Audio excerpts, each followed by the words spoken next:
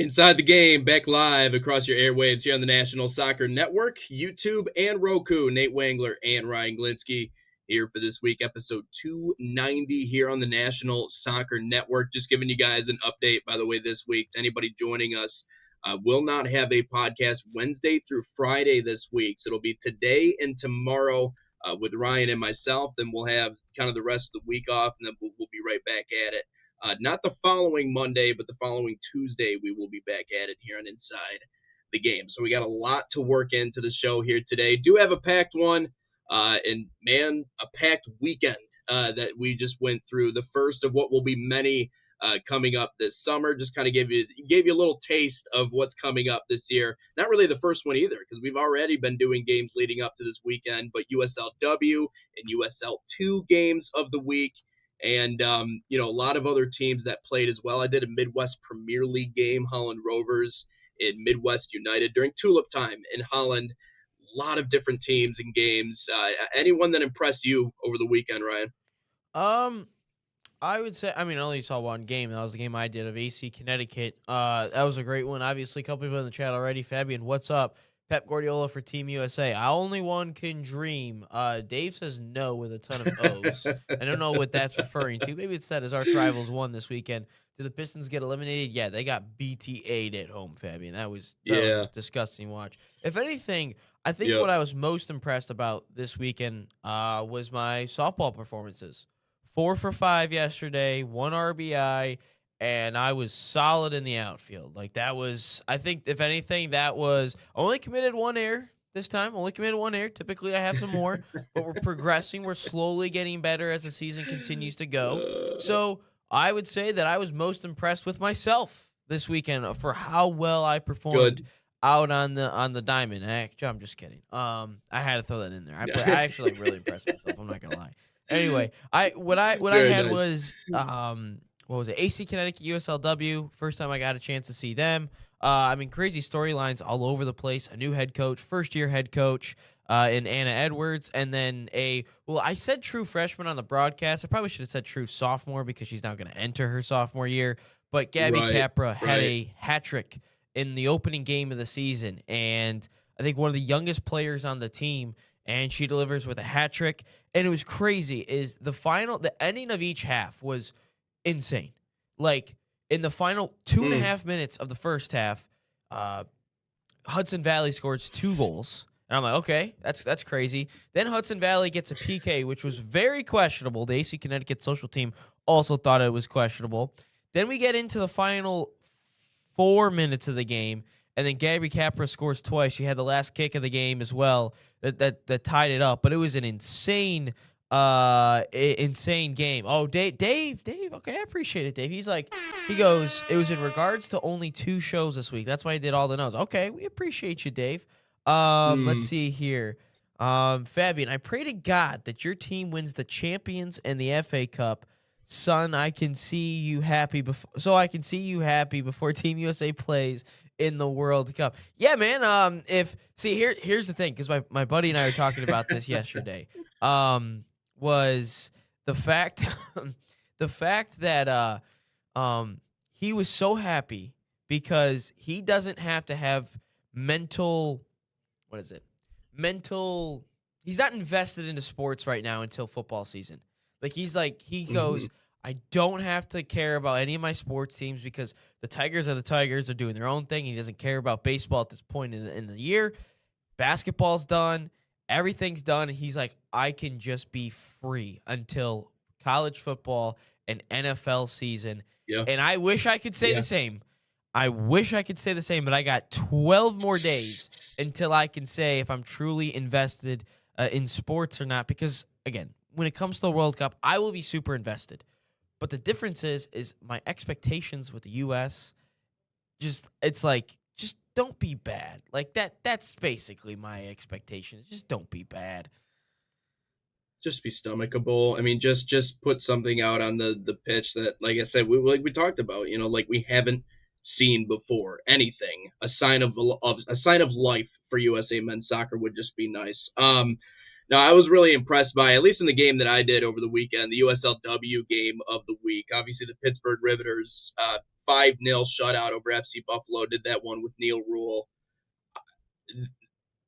They're a bulldozer from what I saw in game number 1. Now, mind you, there's a lot of season left to be played, but what I'll say about Pittsburgh and obviously their affiliation with the Riveters, that their head coach, their manager has put, I think over 100 players in Division 1 from the Riverhounds, and now to have that affiliation in that place, by the way, sold out. It used to be Keyworth, it's F&B Stadium now. It used to be Highmark, but great environment, 5-0. That team's a wagon. They got a lot of players back off of injury on their midline, and so it'll be, or midfield, that is. So it'll be interesting to see exactly how far they can take that. And, they made it to the postseason last year. Obviously, they won the division, but I think this is, in terms of national championship arguments, I don't want to be reactionist, but I think even after one game, I think there's something certainly there for Pittsburgh. Yeah, midline. I was really confused. I was like, is this a new from. Soccer term that is being used?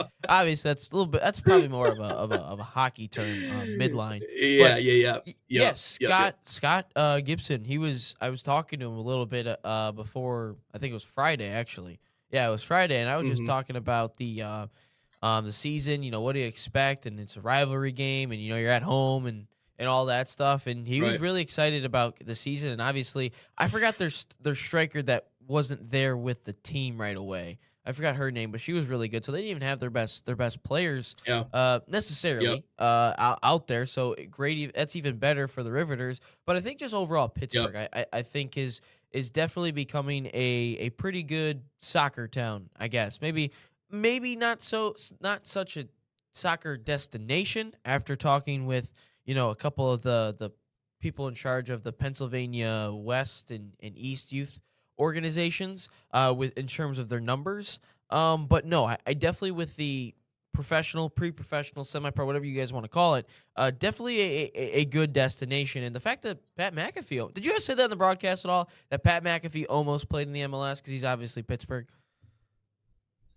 I gotta let Neil lead the dance. I don't believe he mentioned McAfee at all. Wow, we're gonna talk about that with Neil on Friday then. Be like, Neil, what are we doing here? Pat McAfee. We literally had it on the network, and we had it. It's said true. That he could have played in the MLS.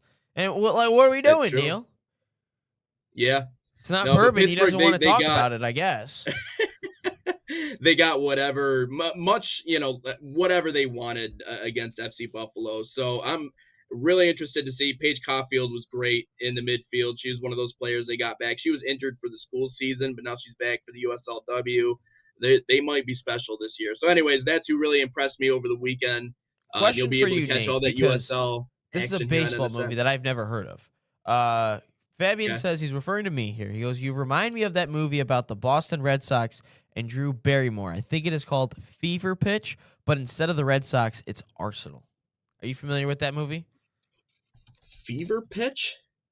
Oh, no, this is not one that I have not seen this one. Wow. Wait, hold on. Is that a Jimmy Fallon?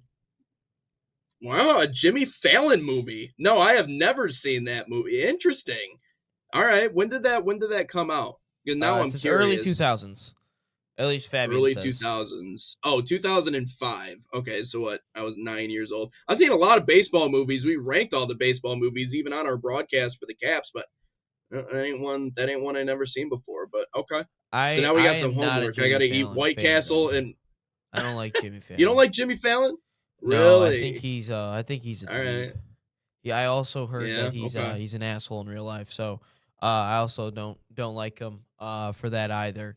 But yeah, no, it's I'm not a big Jimmy Fallon guy. Are you a Jimmy Kimmel guy, or were you a Jimmy Kimmel guy? Not really talk show host guys. Conan O'Brien. No. He actually kind of Ryan just hates everybody. No, Conan was it Conan O'Brien? Is that his name? Conan O'Brien. He does have some good skits though. He's done a couple good things with Ice Cube and Kevin Hart. I thought were really funny. Yeah. Who's the one guy that does carpool karaoke? The British guy. Oh, what's his face? Yeah. I can't remember his I can't remember it. Yeah. But that I guy, that guy's I pretty just good kind of too. like that he does the Ironic. carpool karaoke thing. And James Corden, and he also did Oh yes. Okay. There James you go. Corden also did a segment with the Arsenal team back in when they did a tour here in California a couple years, like I think it was about a decade ago now. He also did one. That's how I found James Corden, because he did something with the Arsenal team, and I'm like, that's pretty cool. Never really watched them, but yeah, I don't really like talk shows, to be honest with you, Nate. Yeah. I don't know. I just find them a little bit forced. I find them a little bit like Yeah, no, hey man, I get it, and I think it's tough to be on one 24/7 when you're recording it live. You know what I mean? Like it's a little bit different if you're talking about like a comedy act or something that's pre-recorded. It's fine, but I don't know. I think Jimmy's all right. And Jimmy, obviously, he's a goofball. Like he's not everybody's like cup of tea. He reminds me a little bit like he's like a Jerry Seinfeld type. You know what I mean? that's Like if not you funny like then. Jerry Seinfeld, you like That's Jerry not funny then. Seinfeld. I don't really find it humorous. I mean, good actor, love Seinfeld. I mean, grew up on that with my dad, I but just I think don't, Jimmy Kimmel's you cringy. know, I find a lot of his stuff just weird. Like that's fair. his That's whole fair. thing what he did with Stranger Things this year, the whole like music, but it was like they're talking about it. I was like, dude, this is cringy, dude. Like this is just weird, man. Yeah. It Yeah. is He is a little weird. He is a little out there for sure.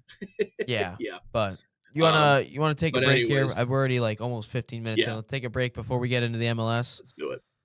Let's do it. I'm all for it. FC Bayern Summer Soccer Camps. They are a proud sponsor of the National Soccer Network, fostering football excellence across North America, open to boys and girls of all skill levels.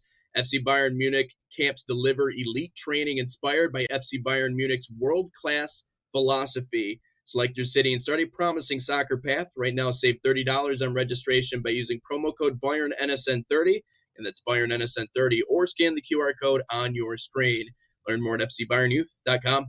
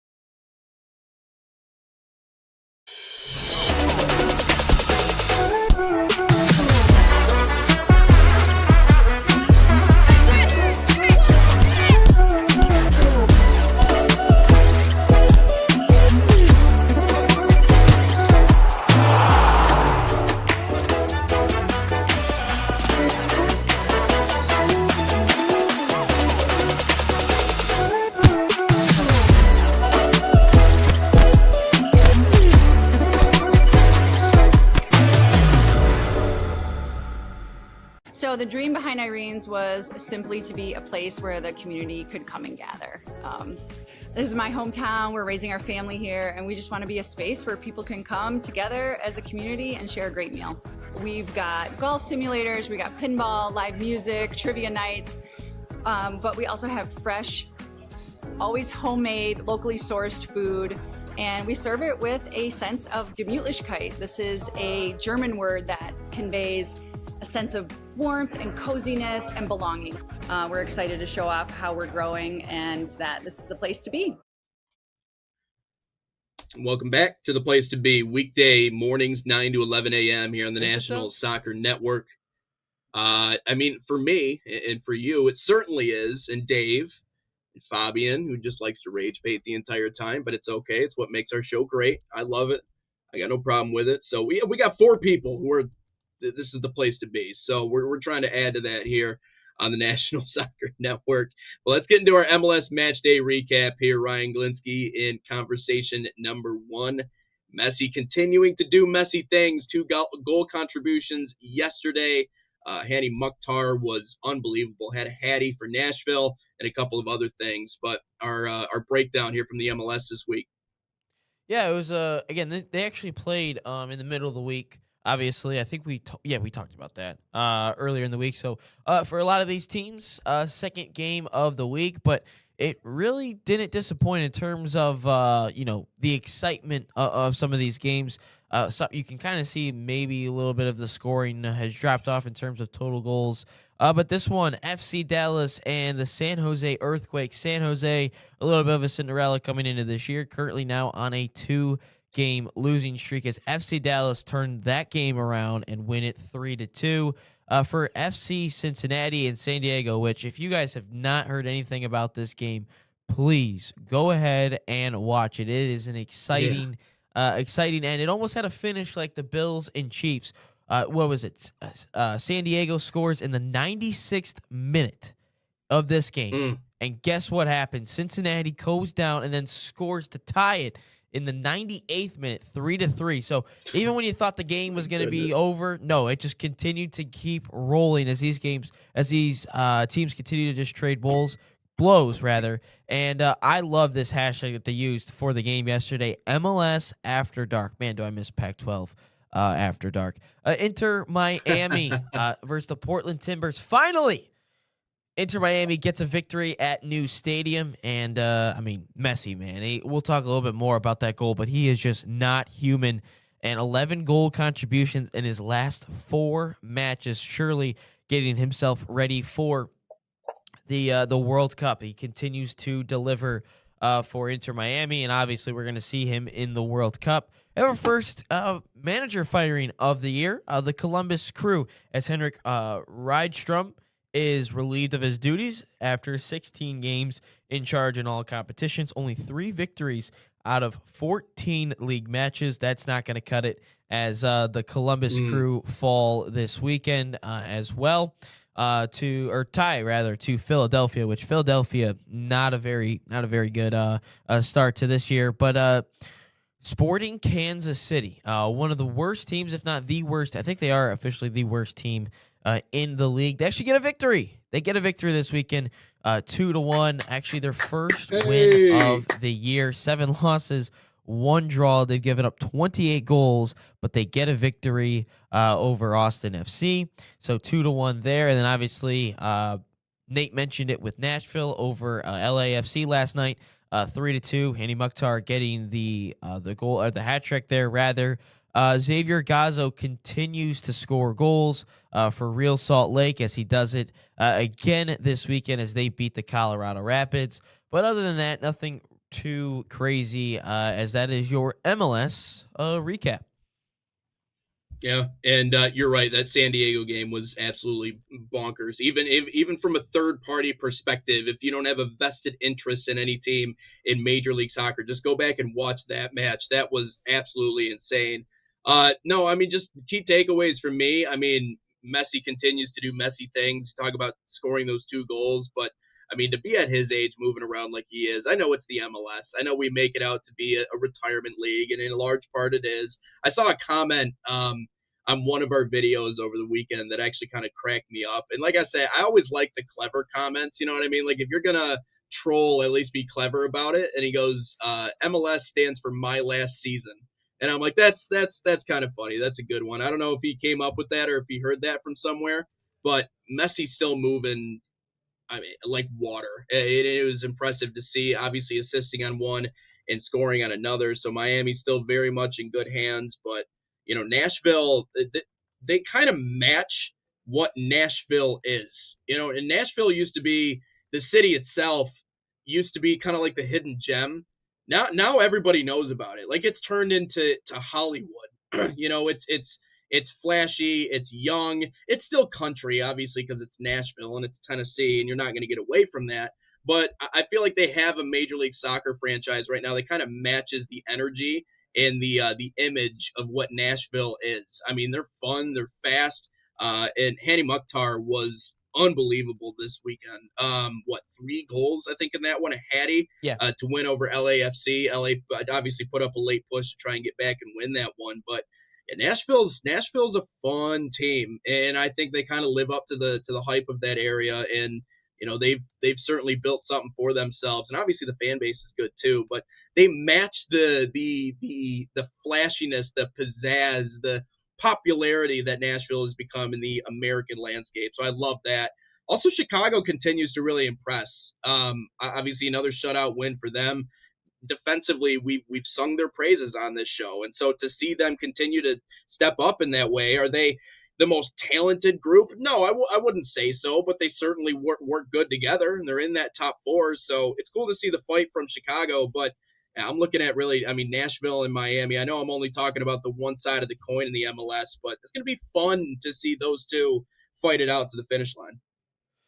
Yeah, I would agree. You talked a little bit earlier, but Dave also mentions I also rage bait when it comes to a certain EPL club. I know exactly which one you're talking about, Dave. But also your biggest rival won the Scottish Premiership this weekend. So there you go. There you go about that. No, I think that with Miami and Fabian brings up a really good point about Miami is would be good to see someone rival Inter Miami this year. I mean, probably be a rival as in terms of a true rivalry. Like they don't like there's no true rivalries. It feels like in the MLS. Obviously, there's a certain amount of teams that do have rivalries for sure, but there's no true hatred. And I think that's something that I would like to see personally in the MLS. And when it comes to Messi, I mean, is he going to be like this insane guy in the World Cup? I think that is a question that I think needs to be had. And I think that that needs to be a question. Sorry. That was a comment that kind of sidetracked me there for a second. Yeah, no, that's a conversation that needs to be had. Is Messi going to be the guy yet again for Argentina, and is he going to produce at the World Cup? Is he going to be more like a Cristiano Ronaldo where he's sitting as a bench guy? Is he just kind of hanging out there and then he gets upset when he doesn't play? I don't think Messi's the type of player to do that. I think he will play a ton of minutes. But, being 4 years removed from the last World Cup where you just won it, I think this is now his third season. Third season with Inter Miami. He continues to deliver as of late. Obviously, we are still just under a month to go heading into the World Cup, but it feels like he might be turning it on at the right time, and there are just certain players across certain sports that just aren't human and can play forever. And the best part is they continue to deliver at an extremely high level. Like this isn't some Udonis Haslam type thing where he just spends his time on the bench. He plays till he's like 50, but he's just on the bench hanging out. No, he's out there. Messi, that is. He's out there. He continues to deliver. He's already won, I think, just about everything he could possibly win. Maybe not a U.S. Open Cup. I don't think he has, but he's got the MLS trophy. He's got a Champions League in there somewhere for, I think, CONCACAF as well. But, and I was actually just reading a couple comments from the video I posted, and someone said, please pray for Ronaldo to win his last game of the Saudi Pro League. I think that there is something to be said about the El Nassr goalkeeper. There's a lot of questionable saves and miscues he has in big situations. I'm just saying just maybe someone should probably look into that. I'm just saying there's a lot of sus things that this goalkeeper tends to do in cup finals and in big situations. Just kind of reading some things in between the lines, not saying anything, but I'm just saying. Maybe if you look at the compilation of this goalkeeper, I don't even know the guy's name, but it's like you should just look into it. You've been getting into the conspiracies a little bit more as of late. You know what I mean? It's okay. I respect you for it. We got to open up the conversation, be willing to talk about it. But I mean, I figure part of our Pistons conversation later is going to be the video you posted yesterday. Dude, I'm not gonna lie. I was so happy that video. I'm kind of glad they got BTA'd because I was so tired. And I'm glad that if they weren't going to lose that in that fashion so I could make the video and go to bed. That was like I was exhausted yesterday just delivering for my softball team so much. Like, I'm, tired, a little bit out of me, the energy's kind of gone, I'm kind of sluggish. And then I was like, you know what, dude, they just got killed. So, So maybe it could be true.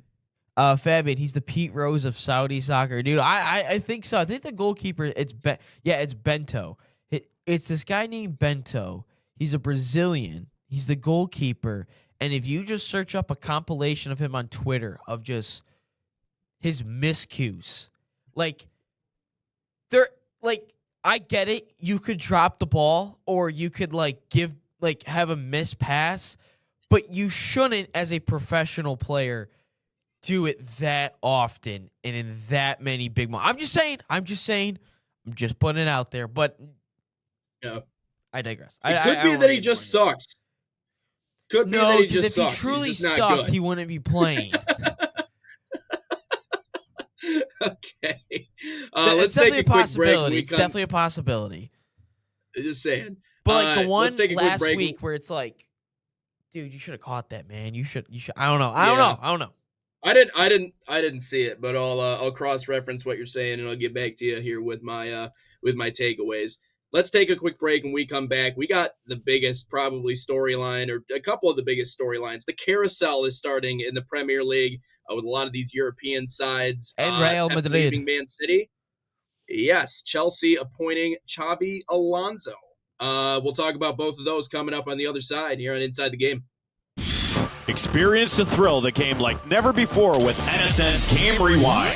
Dive into full match commentaries enhanced with cutting-edge dynamic graphics, letting you relive the highs and lows of your favorite matches in astonishing detail. Whether it's a championship win or a legendary play, NSN Game Rewind bridges the past and future with a broadcast experience designed to captivate. Call 586-304-4405 and start watching today.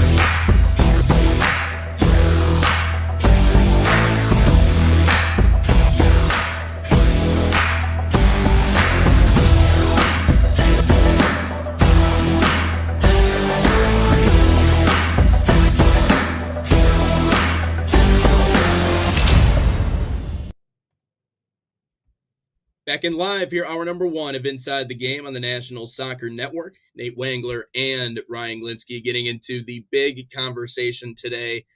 Managers are moving. Managers are arriving. Ryan, we got we got three different topics I'm sure we could go off of here. Yeah, one of them wasn't expected. One of them wasn't expected based on this broke about a half hour ago. Yeah, exactly.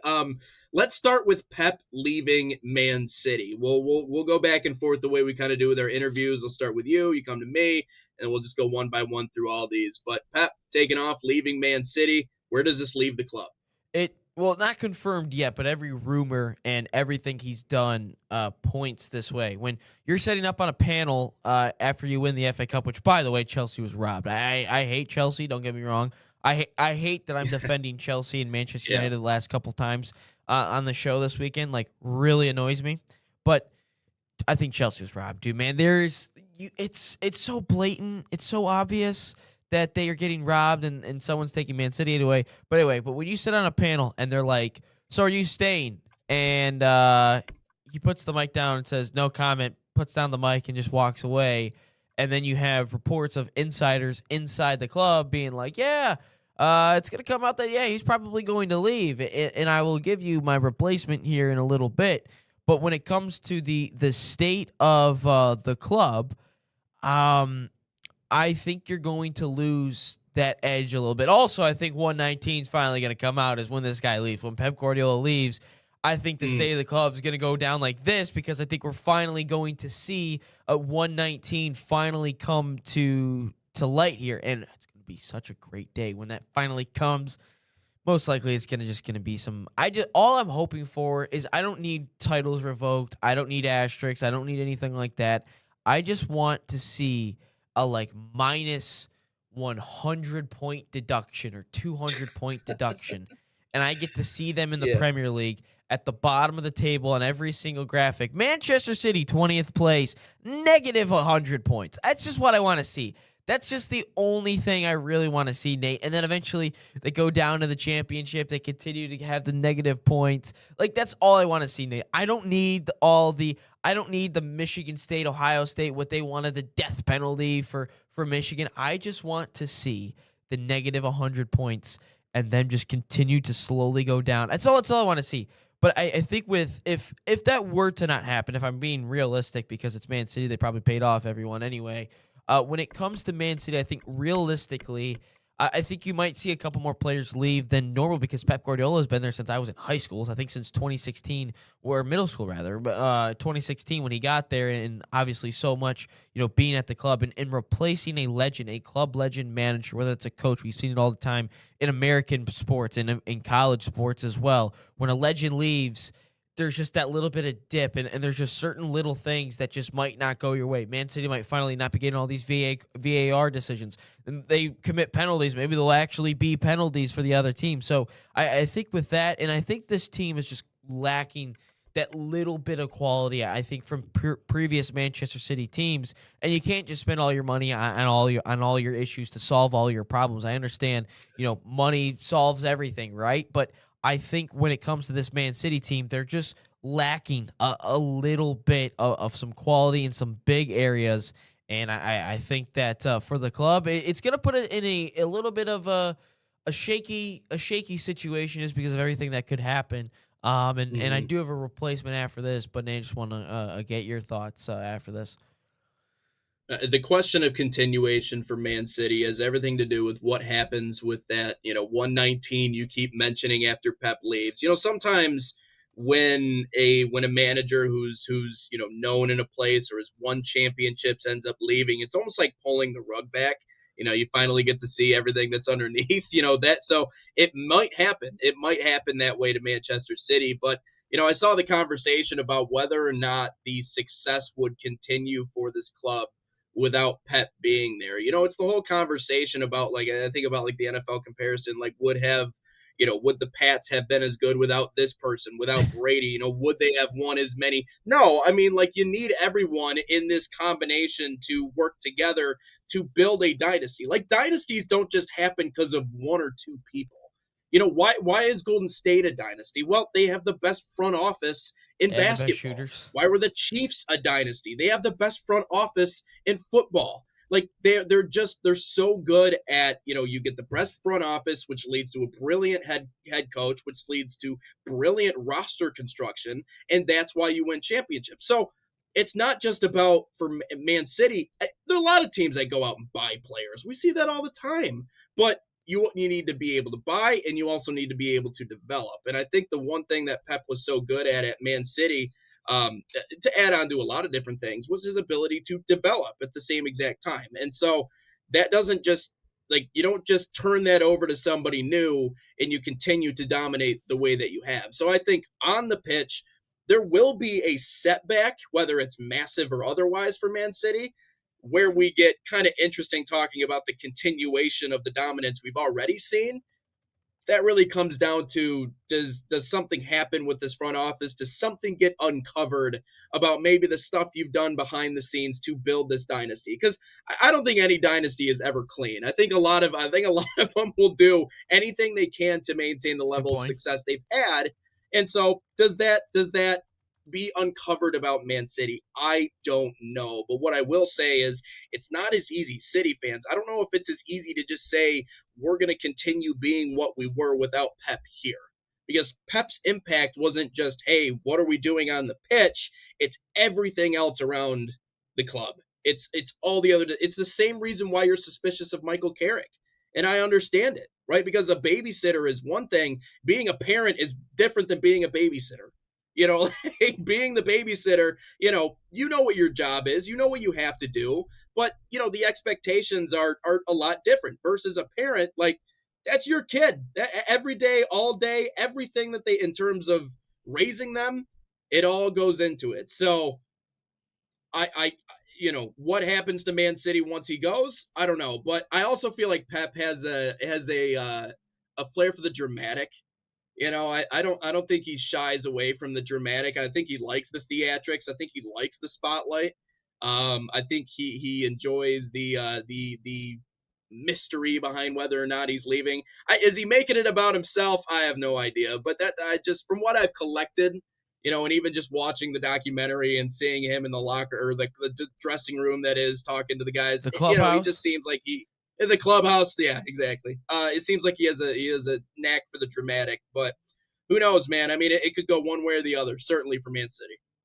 It could, and that's why I say, like, I think the little things, the small things that typically help Man City, like in those little gray areas, the margins of the game, I think they'll struggle with.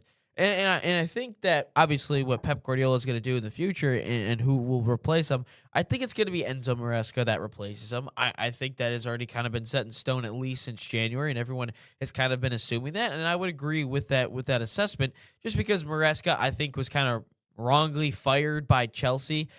Chelsea, I have no idea what this club does sometimes, and that was a stupid decision. You fired them when you guys were they were in the top 4, and then since then, I think they've had like one win since the month of March to now. It's been a horrible stretch from Chelsea, and they've been knocked out of every competition ever since then. And of course, this weekend being the most recent one. But I think Maresca, he's been a proven manager. I think he does. I think he can still create a good thing with Man City. He knows how to spend money, clearly, based on what he spent with Chelsea this past year. But I think now he will be put in a role. Again, I don't necessarily know who is all going to be at Manchester City if 119 finally gets to light, because there could be a handful of front office people. Maybe sporting directors get fired. Maybe front office people. Maybe scouts get fired. I don't know. So I think when Pep Guardiola leaves, it feels a little bit like Jim Harbaugh-esque when he left Michigan to go to the Chargers, where all of a sudden all these coaches are leaving, and then the president slowly leaves after that. Somehow Ward Manuel still has a job. I'm telling you, he's got pictures of something. I don't know what, but he's got something. He's got dirt on something. But it just feels like when it comes to with Pep leaving, that we will finally get everything to unravel, because you don't want to, if you're a league, this doesn't apply just to soccer, but you as a league, you can't get your cash cow pissed off. You can't really do that. You can't unravel Pep Guardiola's and Man City's whole thing while they're still in their prime. I get why it's taking so long. That's the reason why it's taking so long, is because once he leaves, everything will get undone, because you can't piss off the cash cow. You can't piss off the best manager in the world. You can't piss off the most money, the most financial team in the world. You can't. Didn't United fall off a cliff after Alex Ferguson once upon a time? I mean, we've seen. Yeah, they did. Dynasties fall. I'm not. I don't think you heard what I said. I'm saying from the league, they're not. I'm saying everything will be unraveled. Oh, the league's not going to go. Oh, the league's not going to go after City. No, I wasn't talking about. I was talking about that at all. I was talking about why they didn't unravel 119 yet, because you don't want to piss off your cash cow. That's what I was getting at. No, I do think that there will be a drop off for sure. But what I was getting at is if Maresca were to take the job, I don't necessarily know who is all going to be there. Like in terms of the front office, like when Harbaugh left, we saw all the different coaches leave with him. We saw the president leave. I'm sure there's other people that were in power or higher up in the university leaving as well. Maybe they were part of things. That's what I'm getting at, is I don't necessarily know who will all be there. I would 100% agree with you that there will be a drop off, but I was just saying that they don't want to piss some people off. Couple questions, a couple comments coming in. Kevin Arnold still question if Carrick can meet expectations full time. That was my main thing, and especially on all four fronts. I don't know if they could do that. Fabian, Pep Guardiola for Real Madrid. What a kick in the balls would be for Barca. Real Madrid's got a new manager. I don't know if you saw that this morning, Fabian. That's there's a new man. There's a new sheriff in town when it comes to Real Madrid. Yeah, it was one of the three pillars of what we were talking about. We just got done with pillar 1, Man City, so now we're moving on to the next one. Got any more comments on it, though? No, we're good. Good. All right. Well, next part of this conversation. I mean, do you want to get into the Madrid conversation? We might as well. We might So as well, because Fabian's like, Pep Guardiola for Real Madrid. Which, by the way, I do believe Pep Guardiola will manage Italy. I do believe that 100%. I think he's going to go into international. He's already been rumored about it. He's even said himself that he would like the job. He would actually. He's not closing any doors. He actually would be open to managing Italy. And I think a guy like Pep Guardiola, who's won really everything that he has to win outside of Serie A and Ligue 1, the World Cup and the Euros are the next thing for him. So he didn't shoot down the idea. I think it was a week or two ago, but he did not shoot it down. He was open to it. And I think if you're Italy, a nation that has been struggling tremendously to get to a World Cup, which, funny enough, Shakira's got more appearances in the World Cup since 2010? Than Italy, because she's got 4. Than Italy does. Yeah, or 2006 funny. rather, when That's actually funny. Italy won the World Cup. So yeah, no, believe it or not, fun fact. Yeah, Italians not having fun with that one. But let's get into the Madrid part of the conversation here, Ryan. Yeah. So according today, this is. What was it? 30 minutes? Well, it's probably like an hour now. Yeah, literally right before we went on. Just over an hour now. Jose Mourinho is going to return to Real Madrid. This is the guy that I said should get the job, and it gets done. And I think this is the right move. I think this is like the bare minimum move if you're Real Madrid, to be honest, because this is the simple thing you do. I don't want to, sit up here, Real Madrid, congrats, man, like you guys did. No, this is a necessary move. This was the common sense move. This is the equivalent of the Lions retooling the offensive line this past offseason. Yeah. Congrats. I'm happy you did it, but you should have done it. This, like, I don't want to give you your flowers or everything like that, but this needed to be done. If you're Real Madrid, you've got so much toxicity in your club. You've got so many egos. You've got so many issues. You've got so many. Fabian says I didn't know. That's why you're here, Fabian, because we're here to inform you, my man. We're here to inform. It literally broke right before our show went live. I mean, unless you were on social to see as it. I hit stream, right before I hit stream, I was like, "Oh my God, Jose Mourinho's the new head coach." So yes, so we're breaking news here. But when it comes to Real Madrid, so many egos, so many issues, so many fights, so many higher up issues. This needed to be done because Jose Mourinho is one of those managers that's not going to take shit from anyone. He doesn't care what you think. He doesn't care what the higher ups say to him.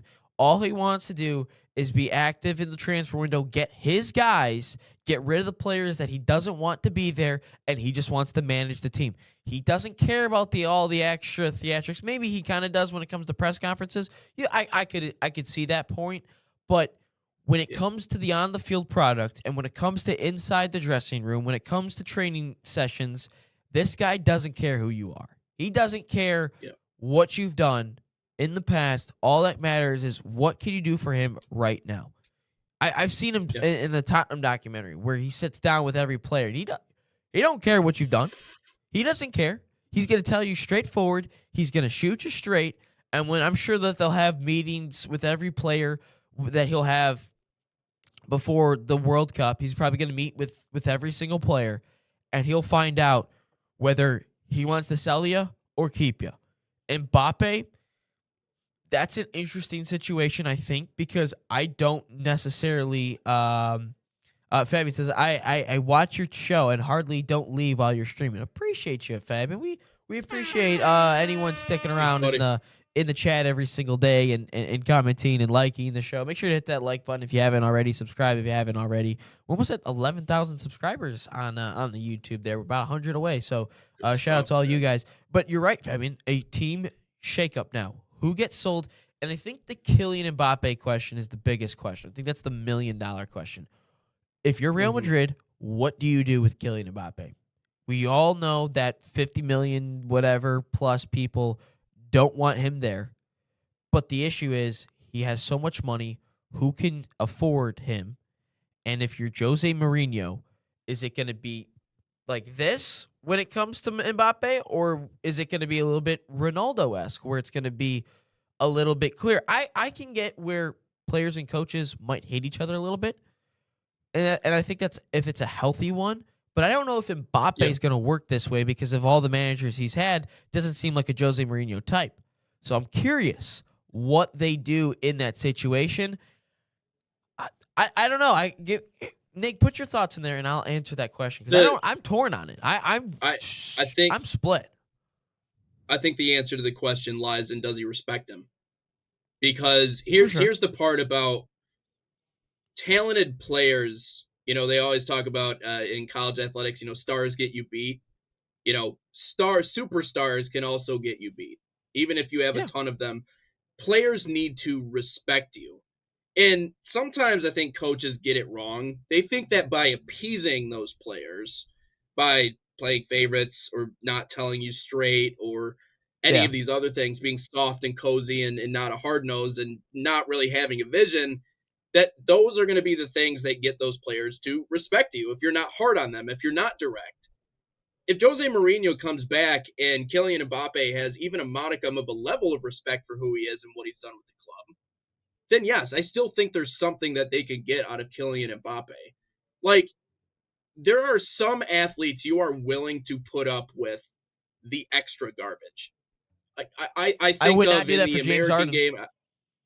No, I wouldn't. No, because I don't think Harden's on that level. I mean, I understand they're in the East semis. I get it, but that's because of Donovan Mitchell, and we'll get to that here in a little bit. There are some players that you're willing to put up with some of that stuff because you realize the magic that they can produce when they're on the pitch and they're feeling good.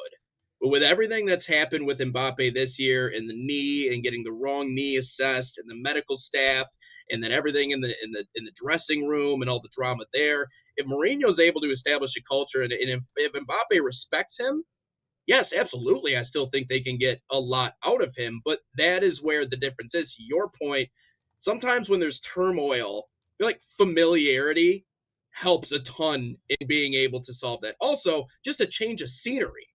Like, it really can create something that is different for this team. So, no, to answer your question, if he respects him, I absolutely think he can work out, but that's the biggest question. So a couple things from Fabian. I thought this one was funny.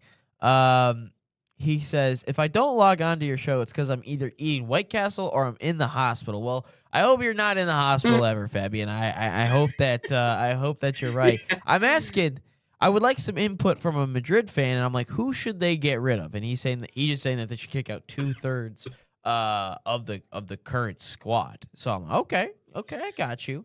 I don't necessarily know that doesn't what players that you could get rid of. But I think when it comes to Mbappe, I don't know if Real Madrid, if this were to be an issue, they would most likely have to eat up a lot of his salary. He's making over $15 million a year, which is a lot in terms of soccer standards. I know we are used to like $50 million a year when it comes to like NBA and NFL guys, but $15 million is a lot. So that's obviously something that they might have to eat up. Again, it's a lot of, which by the way, maybe someone wants to pay his €1 billion release clause. I don't know. Maybe someone wants to do that instead. Maybe Saudi wants to do that. Okay, this is what I was looking for, Fabian. I'll get to if I think they should keep Mbappe or not. I would keep Arda Güler, Gonzalo, Endrick, Bellingham, Courtois, and Mbappe. That's not a lot of players. That's real. The rest of the starting lineup can go. So he already wants Tchouaméni. He wants Valverde out. I just think that. So you want Vinny out as well? Okay, Rodrigo. Okay, that's a lot of players. Maybe we can do that another time for keep and sell with the Real Madrid side. I think personally, here's what I think is going to happen. I think Mbappe is going to start out at Real Madrid. I think he's going to start the year at Madrid because obviously you get the whole World Cup this year. Maybe he gets better mentally, whatever. But I think by the end of, I think in the middle of the season, you're going to see Kylian Mbappe go. I think you're going to see him get released or maybe he goes out on loan instead to figure some stuff out. Maybe he goes out on a loan somewhere to some club in Europe. Probably, obviously not Spain. Maybe you see him go to Germany or the Prem or anything like that.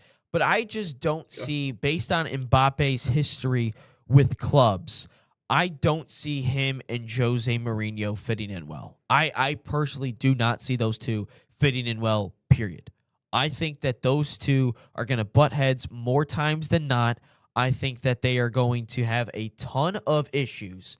And I think that he's going to be gone in the middle of the season. I think he's going to start there because I think of a player of that stature and a player that is so good, and at the world stage, again, he's going to do something special in this World Cup like he always does. But I think that it's just going to be too much of a cancer. It's going to be too much of an issue to have both of these guys on the same team, and I think they're going to butt heads more times than not. Which, by the way, Mourinho 2-year deal with Real Madrid, so obviously shows he's probably not going to be there for the long haul. Yep. So, I mean, it's just an important thing to get right for that club. You have to get the Mbappe thing right. And even if he's not meant to be there, you can't botch it. You absolutely cannot botch it if you are those guys. Finally, Chelsea appoints Xabi Alonso as their new head man. I believe a 4-year deal was what I was saying. I don't remember the specific stipulations. I didn't see what he did. I thought it was kind of funny. 4-year deal till 2030 takes effect. There we go. July 1st. I just find the timing of it all kind of funny, to be honest with you, Nate. Like, not even an hour or two after they lose the FA Cup, they're already announcing their new manager. I just found the timing a little bit odd. I think that Xabi Alonso's a fantastic manager. I think that if you are Dave, if you don't get a comment from me, I am probably doing work for once. Dave, we haven't even got your thoughts about the Scottish Premiership. Let me know what your thoughts were on Celtic beating Hearts yesterday. Obviously, the 66-year drought continues, and then obviously the last 40 years that Rangers and Celtic have won. I want to hear what you got to say about that. Just because I thought it was a really crazy scenario, crazy last couple of games. I just want to hear what you had to say about that, Dave. But I think with Xabi Alonso, I think he's a fantastic manager. You don't win the Bundesliga over Bayern Munich on accident. You just don't. Because Bayern Munich, speaking of Celtic Rangers, Bayern Munich has won, I think, every Bundesliga that I can imagine besides two. Dortmund won one with Klopp, and Bayer Leverkusen with Xabi Alonso. And we saw what Jurgen Klopp did in the Premier League. We saw that with Liverpool and how well he was. And now Chelsea is obviously not a selling club compared to Bayer Leverkusen. They're probably going to spend stupid amounts of money now. And Xabi Alonso actually has a say in what players he wants to bring in. At least I would hope, because he did not get that same opportunity when it came to Real Madrid. It was just not a great fit. And I think he will finally get that opportunity. And Kevin Arnold, always working. Try to watch best I can. We appreciate you too. Okay, we appreciate everyone that chimes in. If you're chiming in and you want to drop some comments, you can always comment on the show. We love to talk about what you guys had to say as well. When the Hearts team beat Celtics, Fabian, Hearts lost to Celtic yesterday or Saturday, so they will not be a national holiday. But I think Alonso's a fantastic manager. I think Liverpool missed out. But I think tremendously they missed out, because I don't think when you have the captain of the club, Mo Salah, who is maybe not the captain of the club, but the best player of the club, maybe the club's history, basically coming out in his retirement party and basically is hinting that this dude needs to go 2 games left into the season, you might have some issues. And Alonso's a former player too from Liverpool, so. Yeah. I mean, I think the point of, managing a super club that's filled with massive egos is, again, just to circle back on what we said earlier, like sometimes it just doesn't, the personalities don't mesh, they don't blend. And, for whatever reason, it just doesn't work out for you. Does it mean he's not a great manager? No, absolutely. I think he knows how to win. And that's why I think a place like Chelsea is going to be a much better fit for him. Not to say they're not a big club, and not to say they don't have big egos or spend money. They do, most certainly. But it's not nearly as toxic of an environment as the one in which he came from. And so that's where I think, for him getting a fresh start, it didn't work out. It didn't work out. And sometimes you see great coaches go to bad situations, and that's just how it works. So that is the final pillar of the 3 pillars of the coaching changes. Obviously, we'll continue to cover those as we go. Let's take a break, Ryan. When we come back, Chris Richards ended up twisting up his ankle yesterday. It is getting scary out here with the injuries. I don't like this. Obviously, Pulisic was okay. Chris Richards, we just talked about Johnny Cardoso, not looking great. But let's talk about Barca Academy first. We'll talk about that on the other side. They are a proud sponsor of the National Soccer Network and the official academy of FC Barcelona in the United States. Designed for boys and girls ages 6 to 18, Barca Academy camps follow and replicate the FC Barcelona game model. Same philosophy used by Barca's professional coaching staff. Right now, you can save $30 on registration by using promo code FCB30. Again, that's FCB30, or scan the QR code on your screen. Find a camp near you at fcbarcelona.us/camps.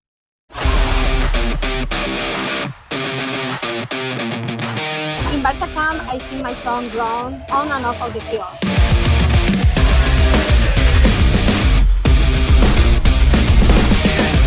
Don't miss the time to register. Sign up now for Barca camp.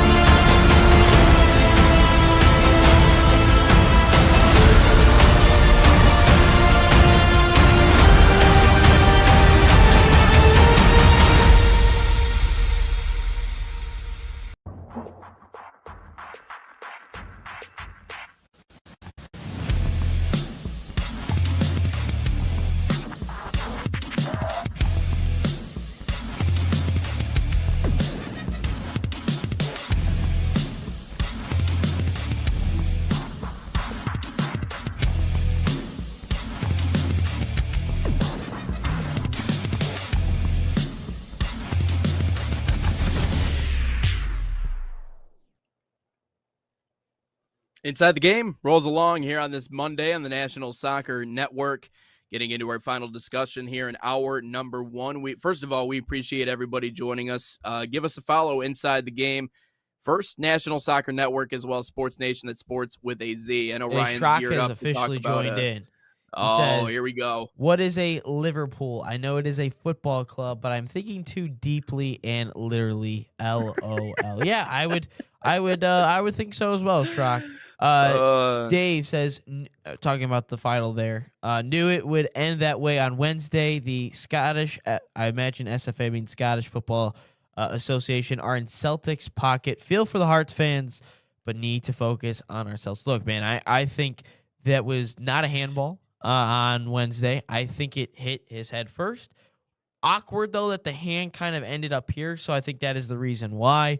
And I think that I didn't see the highlights fully of that VAR goal, but it looked interesting towards the end there. It looked offsides, but yeah, no, I'd agree with basically Celtics got to be Manchester United or Manchester City, something like that. That's what I would say.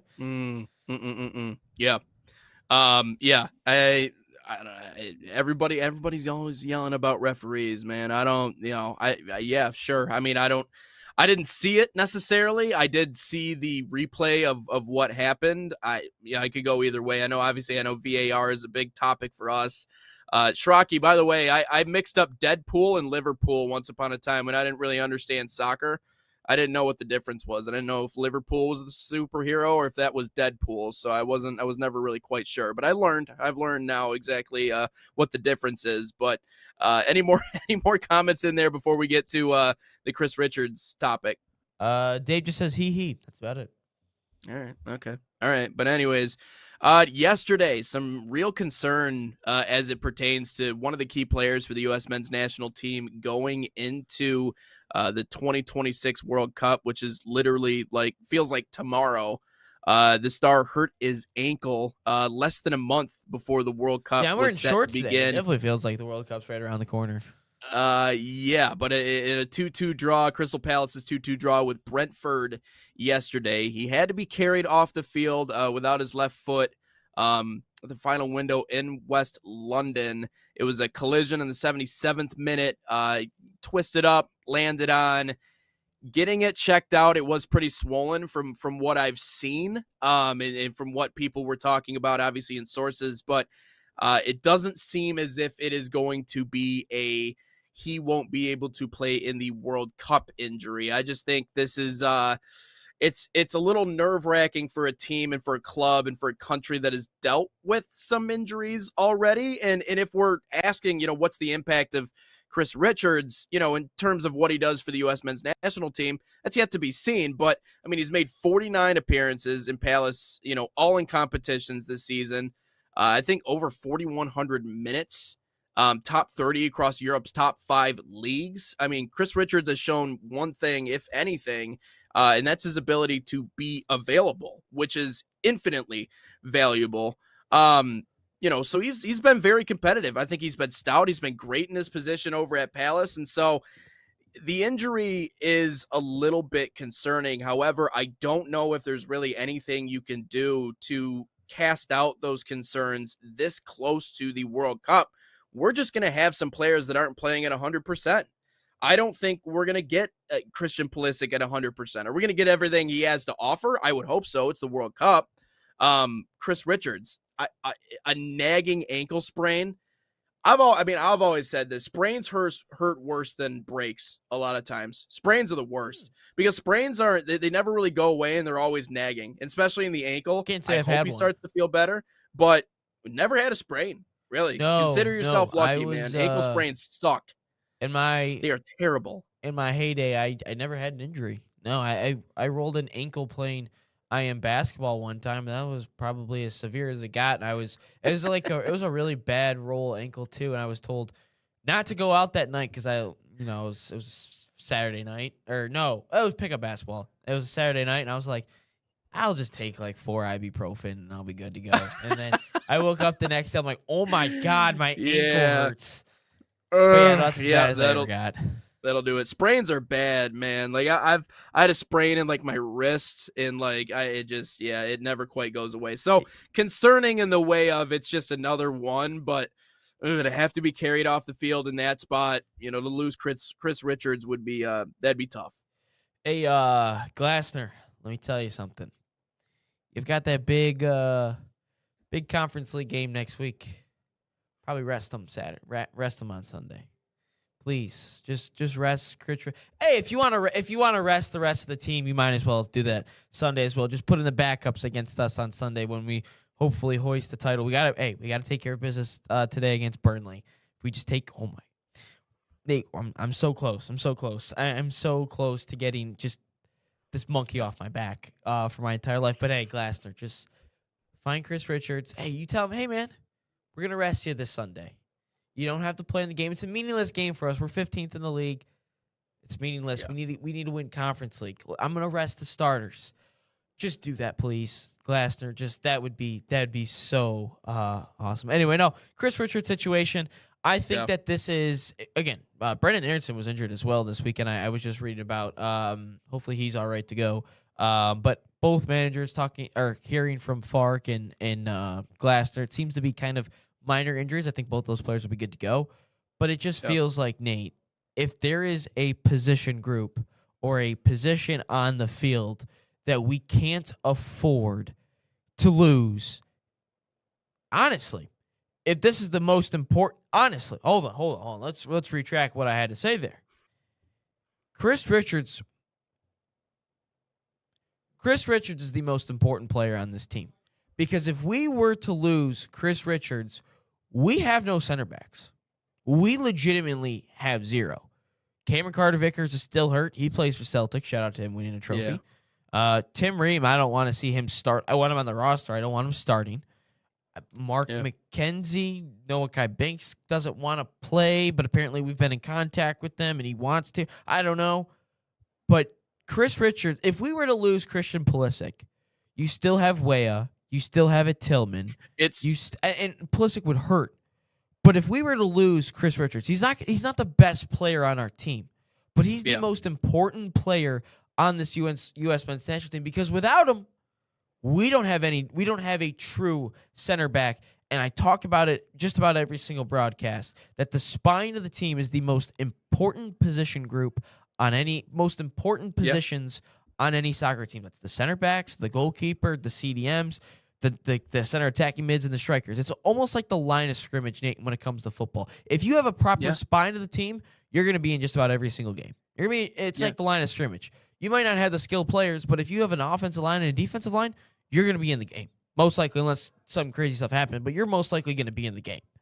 And without Chris Richards, if he's not fit, I can officially say, well, that was fun, guys. 2030, maybe, hopefully. Yeah.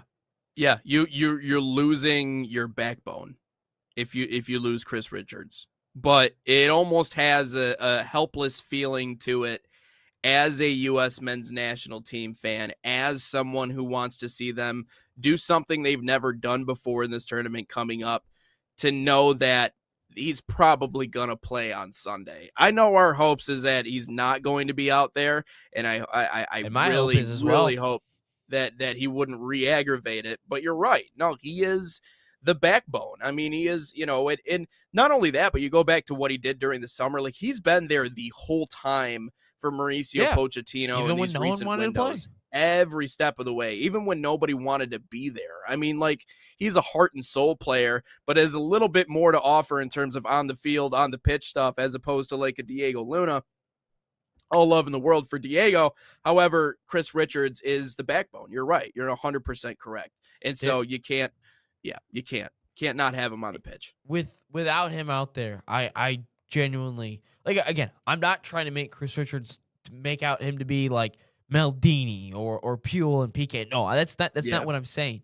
But when it comes to the U.S. men's national team, he's our Maldini, I guess. Like, he's our guy. Like, we need him out there. And without him, I know, because I can't even look at the options. Like, I don't even want to think about the options that we could potentially put in his place. Like, we're already suspect back there anyway.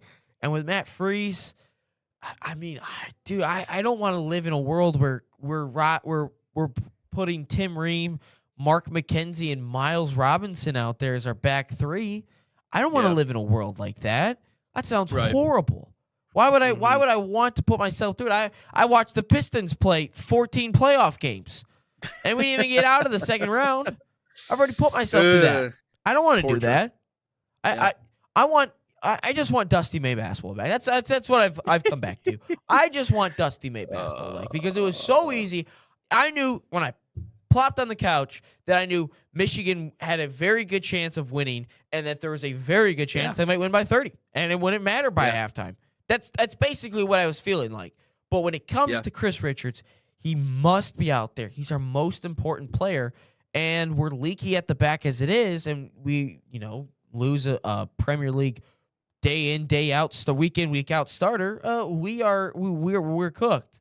Fabian over here is like Marty he thinks he's like Back to the Future Marty McFly or something. He says he has the sports calendar for the World Cup. He says France will win it all. Harry Kane most goals. Memo Ochoa best goalie of the tournament. I don't think that's happening. And then he's got Mbappe winning Ballon d'Or, Real Madrid winning Champions League. Dude, they're not winning all three next year. Real Madrid has got too many issues to win all three. I don't think so. But and he's even got some. He goes, you have Diego Luna. No, Diego Luna is not the guy, man. He's a good story. He's got frosted tips, but no, I don't want Diego Luna. Does have frosted tips? Yeah, I forgot about that. He does throw the opposing captain armband into the stands, but no, I don't want Diego Luna. He can't save us. He also has a couple of predictions for the upcoming American seasons. The Yankees, the Chiefs, and the Devils will win it. The New Jersey Devils are going to win it all. Wait, upcoming as in like not this year? Like, Oh, like obviously the MLB season upcoming this results. year, the upcoming Oh, okay. MLB right. season and the upcoming NHL season. I know the NHL one is still kind of going on, but The Chiefs, really? who Okay. knows? They probably have some dark I magic or mean, something. Yeah, maybe they probably got something. I mean, you know, you got Andy Reid in there, so he must be doing something. And they have speaking of people that getting good the mojo. calls, they still have Patrick Mahomes and they still have Andy Reid. I just want to go over the Chiefs schedule real quick. Broncos, I think they're trash. Colts, trash. Dolphins, trash. Raiders, trash. Chargers will give them a fight, but they'll probably beat them. Seahawks, that's a good one. Yeah. Broncos, Jets, Falcons, Cardinals, Bills again, Rams, Bengals, Patriots, Niners. Okay, so it definitely gets tougher towards the end of the season. But, I mean, to be honest with you, Nate, I think there's 1, probably 2, 3, 4, 5 tough games for them. Yeah. I mean, maybe Yeah. Chargers in there for another Not one. too bad. Yeah, there's Yeah. probably 6, 7, dare I say? Okay, now I know Fabian's really lost cabin pressure. Penn State to win the national championship in football. All right, we've lost all cabin pressure. If James Franklin can't get it done at Penn State, I don't think Matt Campbell's going to get it done at Penn State. I like Matt Campbell as a head coach, and I wanted him to be the head coach after the 2020 COVID season for Michigan, but I think he's a good coach, but I don't see him winning a national championship. So, man. I also don't like Penn State, so I don't really want. That's the thing is, I don't really like any Big Ten school out there. I really think most of them. I guess Northwestern. I guess I kind of like North. Actually, no, I don't. I don't like Northwestern because of Martinelli, because he was a douchebag. He was a douchebag when Michigan played him this year. Dude, you're 8-20. I don't think you can talk junk to the number 1 team in the country, Martinelli, and the students of Northwestern. I don't think you can talk junk to Daimara. It's about to be a lottery pick. Yeah. You guys are douchebags. Exactly. If Indiana can do it, they can't. No. Indiana's got Matt Campbell though. Indiana. Matt Campbell. Penn State has a history. See, the difference is Indiana had no expectations. Penn State has expectations, and we've seen them for 30-plus years where they just kind of get there and then bleh. It's like Tom Izzo like when it comes Liverpool. to the Final Four. Or Arsenal. It's That like too. Arsenal. Arsenal's another very valid big brand.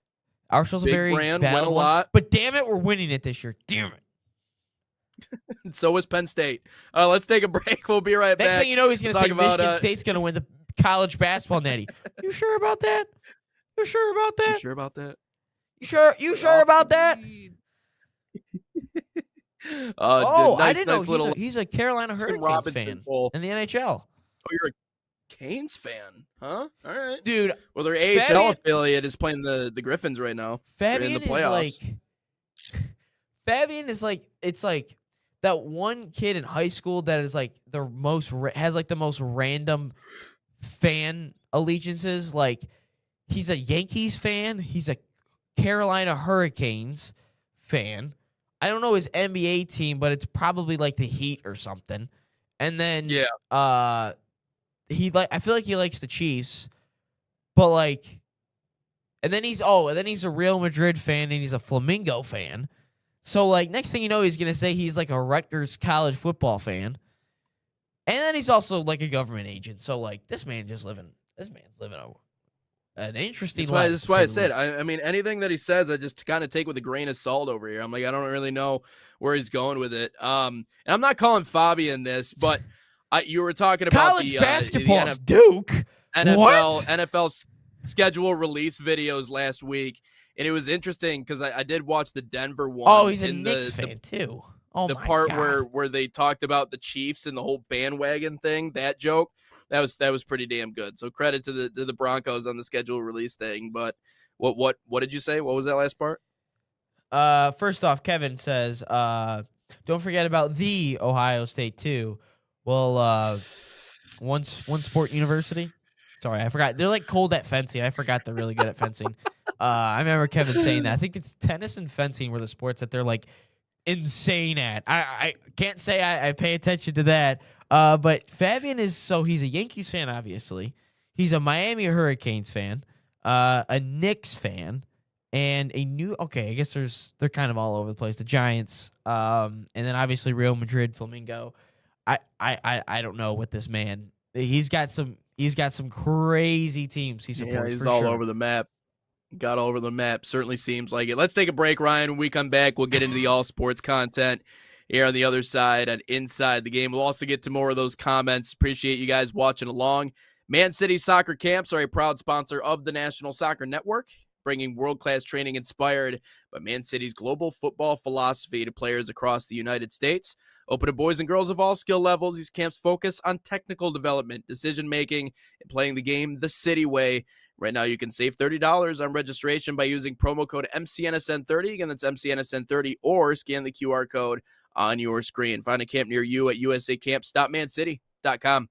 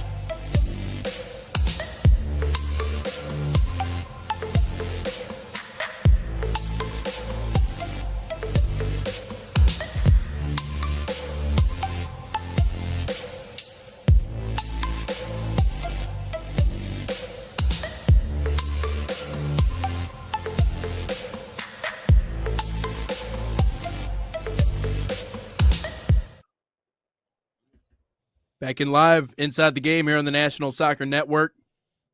Dave, Dave's a Mets fan? Yeah, he is. So his favorite NHL team is the New York Rangers, the New York Giants, and the NFL, NBA. He doesn't have any. MLB, Mets, because no way am I going to be a Yankees fan. I just think he doesn't like the Yankees, so he wanted to be a Mets fan. Dave, you can pick anywhere else other than New York, man. You don't have to go all New York teams. I'm just saying. I mean, I know they're probably the, could have been a San Francisco Giants fan. At least you'd see at least two World Series. Yeah, you got San Diego, Minnesota. That's actually a state. Minneapolis, you got options, man. Green Bay. It's a big country out there, Dave. You gotta branch out of New York, my man. So a couple comments happened during the break. Fabian, if you like the Mets, you've got to be from Jersey. And Dave, in his Scottish way, says Airdrie, Scotland is a wee bit away from Jersey. And then it's just a little bit. I told Kevin, it's time to do your victory lap. Yes, I know the Tigers suck, Fabian, which Kevin told me that the Tigers are playing the Guardians this week. I don't pay attention to the Tigers because, man, do they suck. Kevin says, remember, I don't take victory laps, especially on those I respect. Well, I respect you too, Kevin. One, not done. Now back to work. I can't say. This is probably the least. This is going to be a hate watch for the entire Eastern Conference Finals for me because I don't like the Knicks. I do kind of like their fans, though, like their videos outside. I find those very funny. I find those very entertaining. F. Trae Young. I hate Trae Young. And then there's one that says Trae Young looks like his dad's something. And he goes, wait, that's not what I meant. And then it just says F. Trae Young. So I will say it's interesting. But from man, a storyline, Ohio. Yeah, that's true. From a storyline perspective, though, like from what we do, I think it's fun on both sides of the aisle because you got Donovan Mitchell, who again was don't for like whatever what's worth could not get him past the second round. You know, they thought maybe it was a mentality thing, maybe it was this, maybe it was that. I mean, he was like putting up Kobe stats last night in Game 7. 0 turnovers. Are you kidding me? I mean, with how bad of a start to the series in terms of the giveaways for the Cavs. Turnover. They looked like 2024 Michigan basketball. Dusty May. Like, Danny Wolf throwing the ball 20 rows in. I mean, Donovan Mitchell can really cement himself amongst one of the greats if he can find a way to make, in my opinion, would be a magical run if they can win 8 combined games between that New York team and then whatever the heck comes out of the West, which either way, it's not even. Think about that. So it's that the Donovan Mitchell storyline, I think, is one that I'm really following closely because I think he is that close to getting over the hump, which it has been a career full of getting to that point. For the Knicks, I mean, the storyline is they haven't won one since the 70s. That's This fine. is just an organization that has not won a championship for one reason or another. They've gotten to Eastern Conference Finals. They had the Carmelo era. You know, obviously now they have they have Brunson and they have Cat and they have all those guys.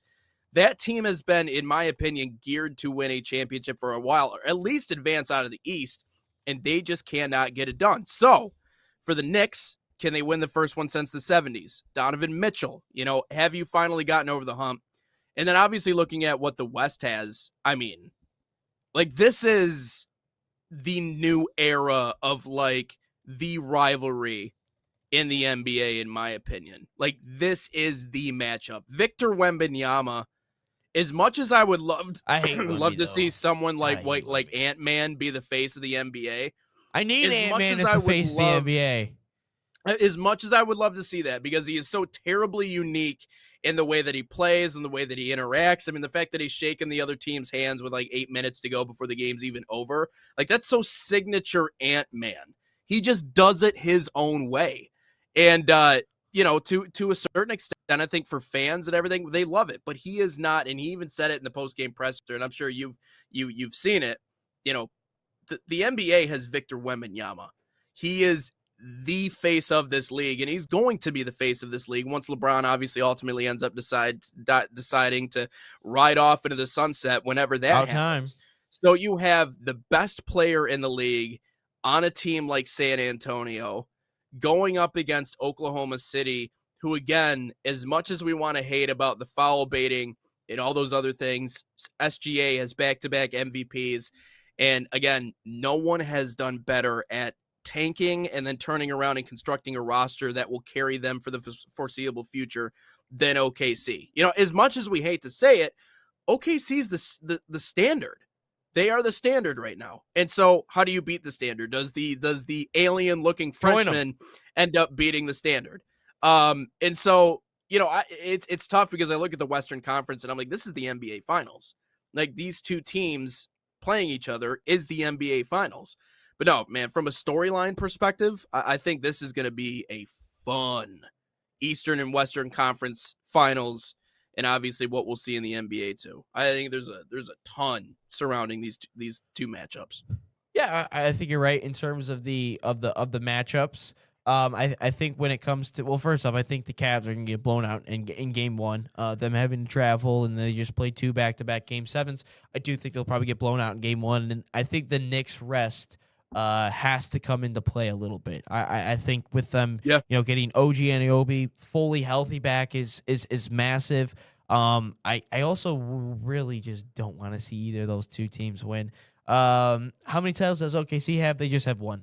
They could, if they win this one, they'll go back to back. And in their history, they only have one title. They should have more based on having Russ, KD, and James Harden all on the same team. Serge Ibaka, I thought, was a solid player. But when it comes to the Eastern Conference and the Western Conference Finals, I just hope that the West wins. That's the only thing, because these are two such unlikable teams that I have to watch in the East. Not that I absolutely despise the Cavs or whatever. I just don't want the state of Ohio to win. That's my simple thing. I just don't want the state of Ohio to win anything. Period. That's really about it. But I don't like the Knicks because I really like this whole narrative that they haven't won anything since the 60s.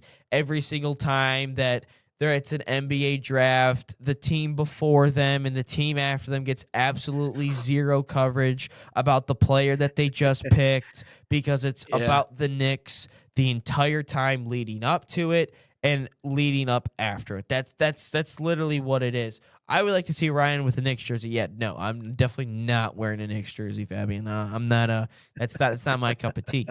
But I just love the fact that this team would just.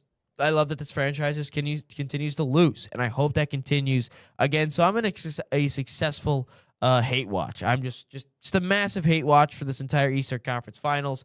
The West, I don't like Shea just because of the way he plays, which is funny. I posted a video of the 2006 Game 7 Pistons-Cavs Eastern Conference semifinals, and the first comment I see is, SGA would die out here if those played like this. I thought that was kind of funny. But I just don't like the way that Shea plays. So I don't know. I'm really just kind of tuned out. I do think you're right, though. It's great that both West and the East are going to have some really good storylines. But, man, I don't know, man. I'm just a little tuned out a little bit. But I don't know. I just don't want to see the Knicks win. I don't want to see the Cavs win. The Thunder I don't particularly like. I don't really like Wemby because I think he's soft. So yeah, no, it's just gonna be bad. If Arsenal can win, that solves all my issues. So that's all I can really say about all that situations. I mean, he's soft minus when he's jabbing elbows into the side of dudes' heads. That was. Okay. Yeah, now absolutely. You're really just now Fabian's just truly rage baiting. Well, what about Ohio State jersey with the nerd glasses of the old geezer coach they had? No, I won't be wearing anything Ohio State either. You won't catch me wearing here's what I'll tell you guys. You'll never catch me. Well, I don't really wear jerseys, period. Right? So I don't know. I don't really like jerseys, I guess, if that makes sense. Bless you. I don't really like, obviously I had the Arsenal one I wore when we made the Champions League final. I think I do technically have a Cade jersey. The Pulisic one that I brought onto the show when we had it. I don't know, just not a big jersey guy, but you'll never see me wear anything Ohio State, Michigan State, definitely not the Knicks. Definitely a team that's a dynasty currently in that time, unless it's my team. No Tottenham, no Chelsea, no Liverpool, no Man City, no Man United. What about Everton? Everton, hey, if Arsenal wins the league, I will be a massive Everton fan because of what they did for us. That's what I'll say. But yeah, no, you won't really catch me wearing. I have an Everton jersey. It doesn't fit me. But I can bring it to you if you want it. Nate, here's what I'll tell you. If Arsenal goes on to win the league, and it's because of what Everton did, I think 2 weeks ago, then sure, I'll wear it just because I have to support the Evertonians. All right. For what they did. Fair enough. But it all depends if Arsenal wins the league or not. I know we don't have Huda Beta this week, but I feel like if there was a Huda Beta to do with where the NBA playoffs is, especially in the West, I mean, it would all come down to Victor Wembanyama and what's his face? Tall white dude. Hartenstein? No, the other guy for OKC. Why am I blanking on his Chet Holmgren? There we go. Yeah, it would be Chet Holmgren and Victor Wembanyama. I feel like that would be the best Huda Beta comparison that we can do. We can do it tomorrow if you want. I don't see an issue with that. We can. It doesn't bother me at all. But what I'll say is they asked Chet, they're like, is there a rivalry between you and Victor Wembanyama? And the media just trying to create any narrative that they can. I like it. Yeah, respect. Like Chet didn't. I don't know if he necessarily leaned into it. I don't remember what his specific response is, but the reason why it matters what OKC has, and thank God they do have Hartenstein because he is. I mean, he's dynamic in the way that he plays. Victor Wembanyama would eat Chet Holmgren alive. Chet who? No, Victor Wembanyama is it. The thing is Victor hasn't even figured it out yet. He didn't even know what a flagrant 2 was until he got ejected. Yes. Like, we are seeing the budding of a superstar. We have not seen him at his best. This is the part about, like, when the U.S. won gold last.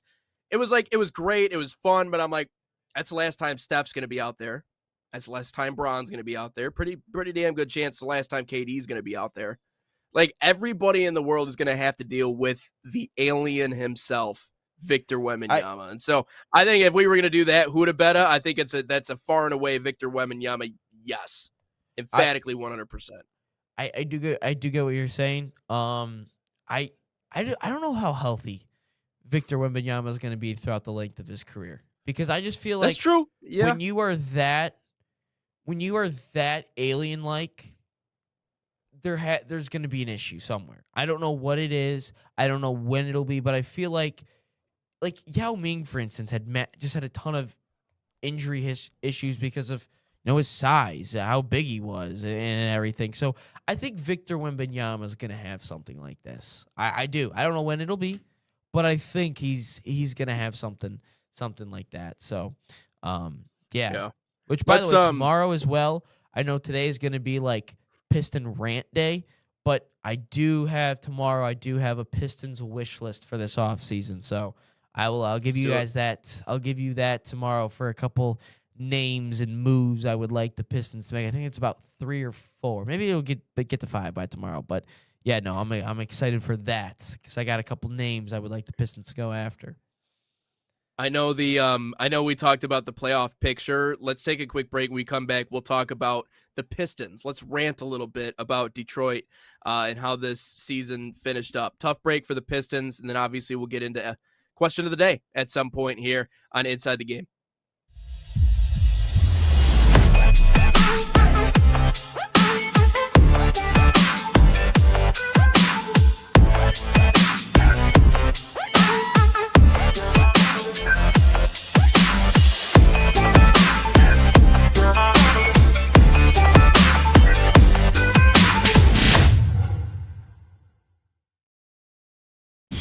Experience the thrill of the game like never before with NSN's Game Rewind.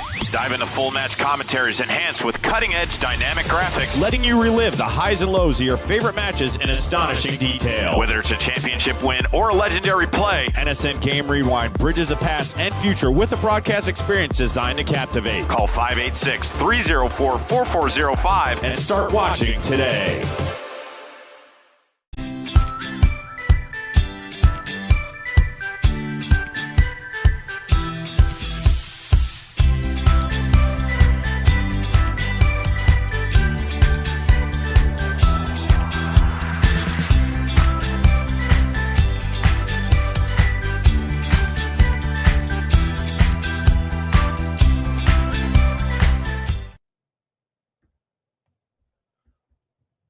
Welcome back in Inside the Game here on the National Soccer Network 290.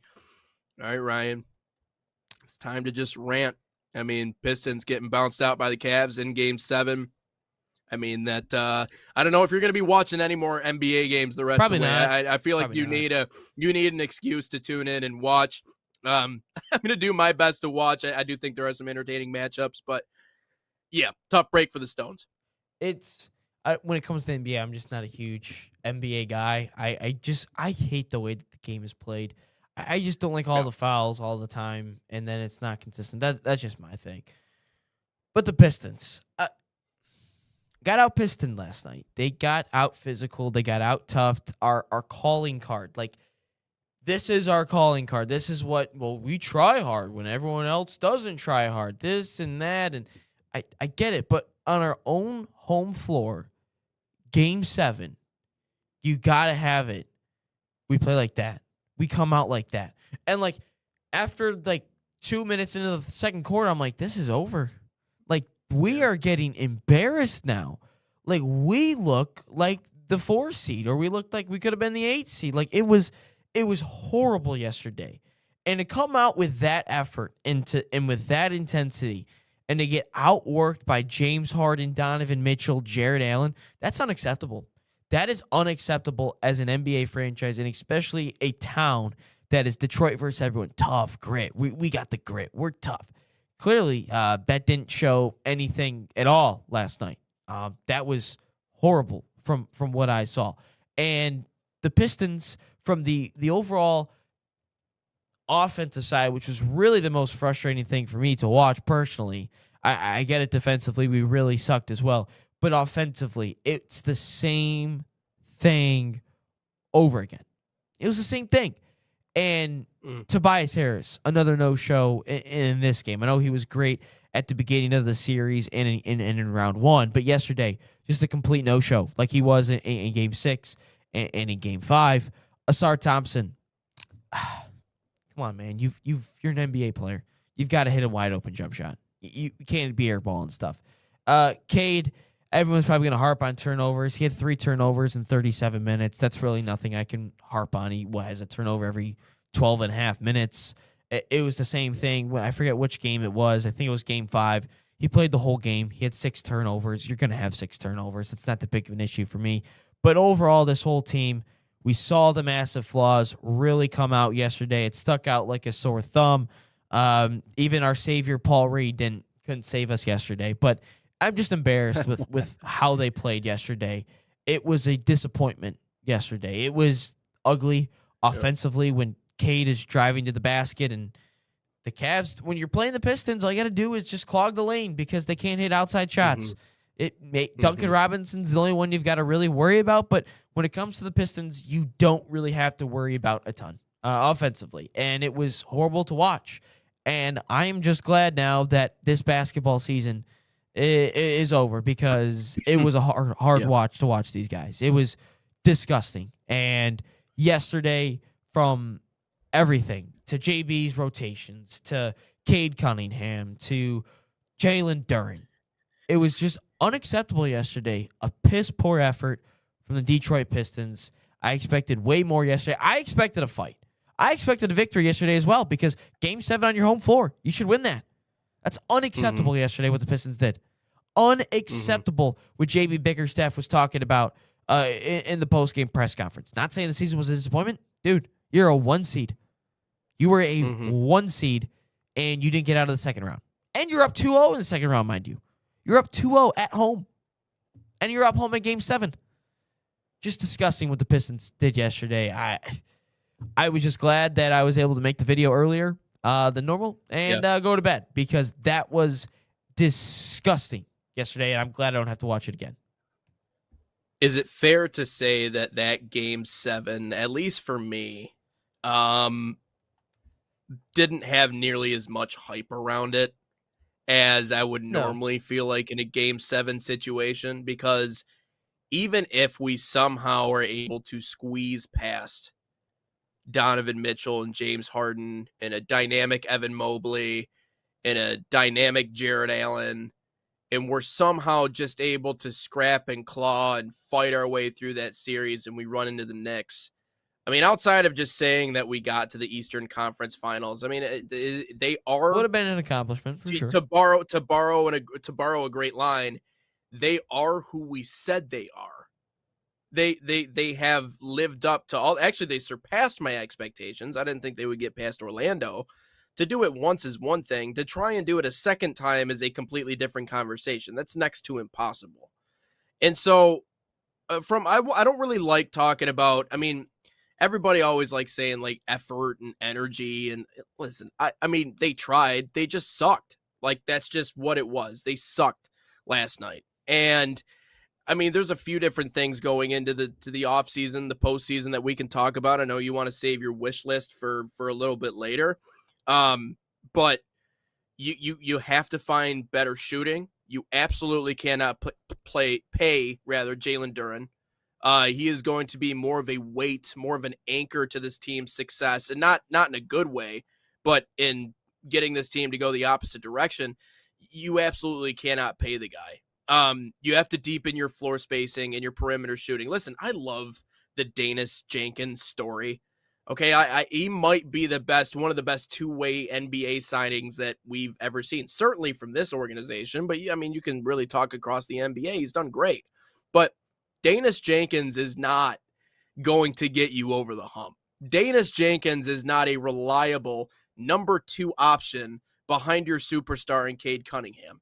He's just not. And I have a lot of love for Tobias Harris and Duncan Robinson, but what the Cavs are is what the Pistons need to be to get to that point. You have your star, that's Donovan Mitchell. Donovan Mitchell is the centerpiece of this Cavs. Anything that they do, really Donovan Mitchell is the face, the CEO, right? And every good team needs their CEO. It is Cade for the Pistons. It's Donovan Mitchell for the Cavs. And what we saw in his Kobe-like numbers that he put up yesterday, what did they do? They went out and they got James Harden. Okay? As much as I hate the beard, and there is so much about his game that I don't like, it is hard for me not to at least respect what he's done, especially against the Pistons. If there's one player in the league that is an absolute Piston killer, a nightmare, it is James Harden. And so the Cavs did what the Pistons need to prioritize and do in the offseason. They absolutely need to get a second, better option, someone who can create their own shot outside of Cade. Because even, let's no one, in my opinion, outside of Danis Jenkins, and maybe Tobias Harris from time to time, he's good at creating his own shots. Duncan Robinson needs to come off screens to get open. Ron Holland is raw and can't really shoot all that much. We got a couple of guys in Jalen Duren and Asar Thompson that are probably setting picks, and outside of that, they're not going to shoot very much unless it is that they're dunking it. But you get into the postseason, and again, what happens? You go up against teams like the Cavs who can actually man the paint exceptionally well. It would have only gotten harder against New York at the same exact time. There are holes, there are flaws, and even yesterday going into that Game 7, I wasn't even necessarily all that excited. I was like, okay, well, I mean, if we squeeze past, hey, good luck against New York. Good luck. We're going to need it. So, you're talking Jalen Duren trying to guard Karl Anthony Towns. Yeah, we'll see about that one. So, well, they were awful last year against the Knicks. They were pretty good last year against the Knicks. So that's why I wasn't truly. I thought that if we were to get through to the Cavs, I mean, I think there was a good chance that we could have won the series. To be honest with you, I based off last year and what we've done against them this year, I think that there was a good chance that we could have won. And based off how pissed off the Pistons get when they play the Knicks, to be honest, I thought if we got past the Cavs, I think they would have made the NBA Finals. I don't think we would have won, but I think we would have gotten past the Knicks because of everything that happened last year in this year and how well we played against them. I mean, we were in every single game last year against the Knicks. We should have won at least one more game. THJ gets fouled in the corner. That wasn't called. I mean, even at home, I think we lost by 3 in the final game. And then Game 1, we should have won, but we didn't. I think personally, I think we would have taken care of the Knicks this past year or this year if we got there. But if I'm looking at the East overall, I think this was another missed opportunity from the Pistons. I said that when the Celtics went out, I said this is probably the best chance the Pistons will ever have of making an NBA Finals. This is probably the best chance because you took out the big bad Boston Celtics. The Sixers did. Mm-hmm. The Sixers took out the big bad Boston Celtics, which is funny in my personal opinion. I think that was kind of funny. And then the Knicks, you may not even have to see them. Maybe the Knicks would take care of them. But the Knicks would have been in a battle to get rid of the Celtics. You just knew it. Mm-hmm. And in a watered-down Eastern Conference this year, I mean, let's just be real for a second. The East sucked. It was probably the worst I've ever seen the Eastern Conference. It was horrible. It was horrendous. And obviously the Pacers who made the NBA Finals, Tyrese Haliburton died. So there's no true superstars in the East.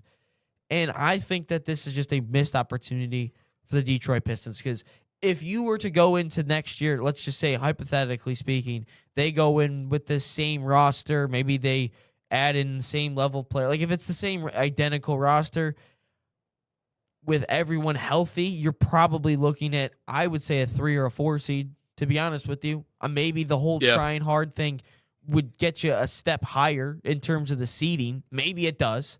But I don't think you can come into next season, the next NBA season, with the same roster. I really hope, and maybe that's a little bit of a blessing in disguise, of maybe we were just so bad in the playoffs in our first true year of being in the playoffs. Like last year, I was just having fun. I didn't expect the Pistons to get there. They got there. They made it interesting with the Knicks. They won a couple of games. I thought that was fun. I thought personally coming into this year, the Pistons would be a 4 or a 3 seed, a 3 or a 4, one of the two. They happen to be a 1 seed. Okay, expectations change a little bit. They change a little bit. But maybe this is lucky that we get the bad series, the bad year of playoff run out of the way early.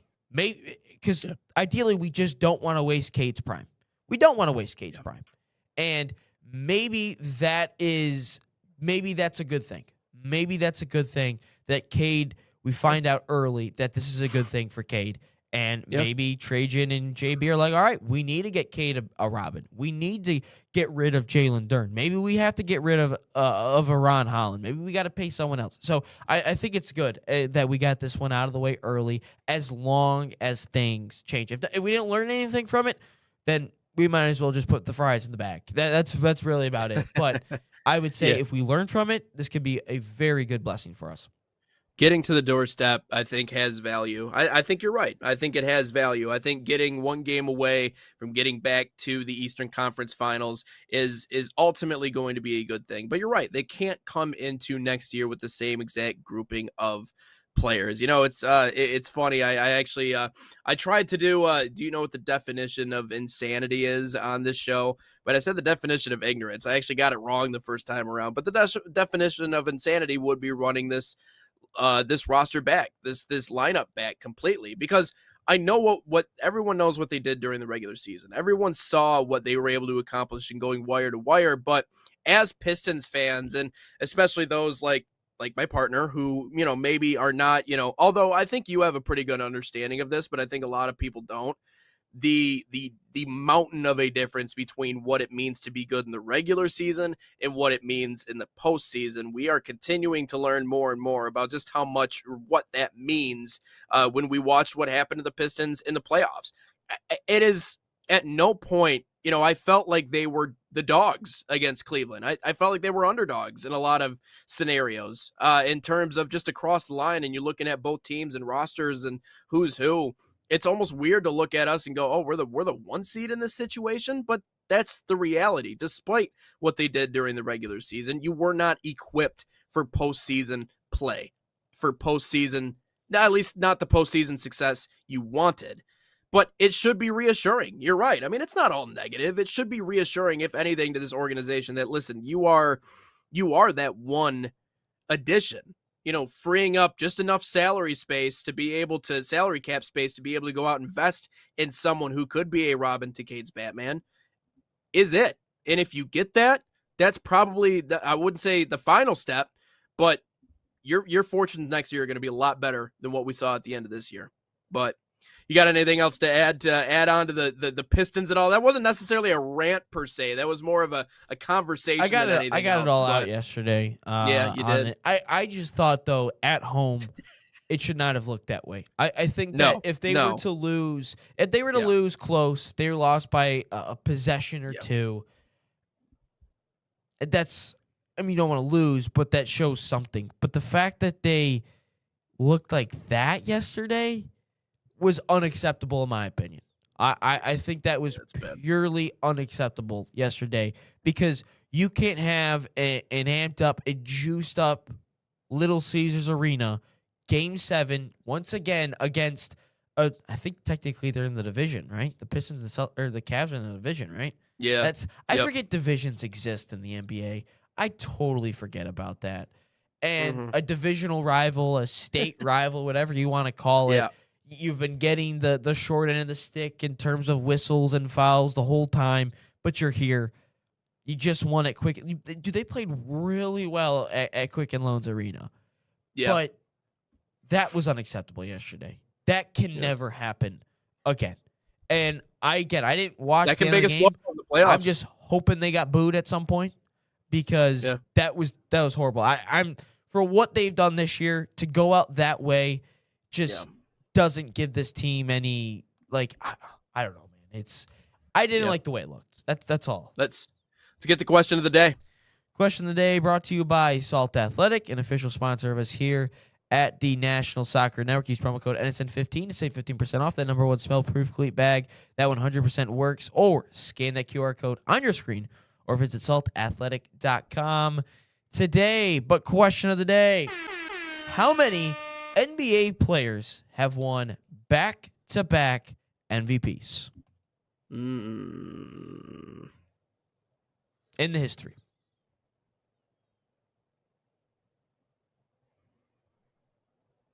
Seven?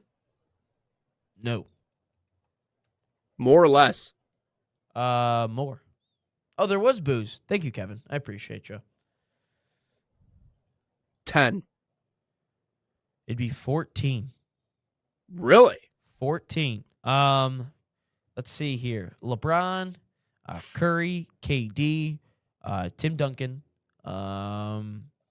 Wilt, Bill Russell. I mean, that would make sense because he's Yeah. like the only one that was actually playing the game of basketball. Obviously, SGA. Kobe did not. All Fun right. fact: SGA has more MVPs than Kobe Bryant right now. So that one's kind of a fun.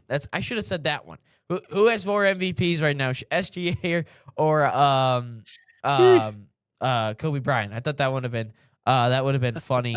Giannis, Jokic, Okay. Steve Nash. Fun fact: Mm. Michael Jordan, Magic, Bird. He's actually won 3 consecutive. He's the only one, or he's one of 3 that have won 3 consecutive.